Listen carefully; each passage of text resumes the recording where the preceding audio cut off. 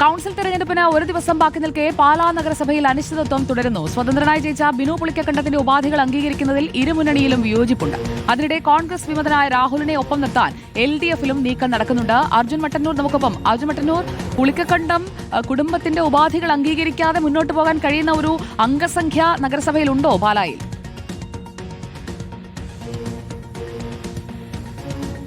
സുജയ, പുളിക്കകണ്ടം കുടുംബത്തിന്റെ പിന്തുണയില്ലാതെ പാലായിൽ ആർക്കും അധികാരത്തിലേറാൻ കഴിയില്ല എന്നതാണ് ഇപ്പോൾ അവിടെയുള്ള യാഥാർത്ഥ്യം. എന്തായാലും മണിക്കൂറുകൾ മാത്രം ബാക്കി നിൽക്കുമ്പോഴും അനിശ്ചിതാവസ്ഥ തുടരുകയാണ്. ആകെയുള്ള 26 അംഗ നഗരസഭയിൽ 12 അംഗങ്ങൾ LDF-നും 10 അംഗങ്ങൾ UDF-നുമുണ്ട്. പുളിക്കകണ്ട കുടുംബത്തിൽ നിന്നുള്ള 3 പേരടക്കം 4 സ്വതന്ത്രന്മാരും ഉണ്ട്.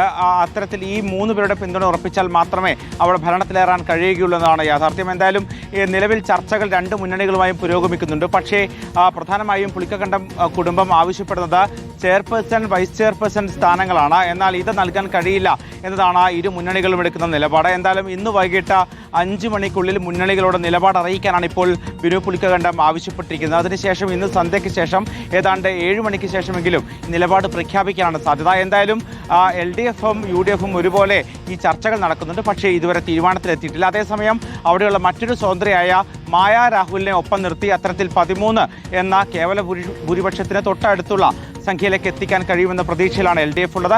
എങ്കിൽ പോലും ഭരണം പിടിക്കണമെങ്കിൽ ബിനു പുളിക്കകണ്ടം കുടുംബത്തിന്റെ ഒരാളുടെയെങ്കിലും പിന്തുണ വേണം.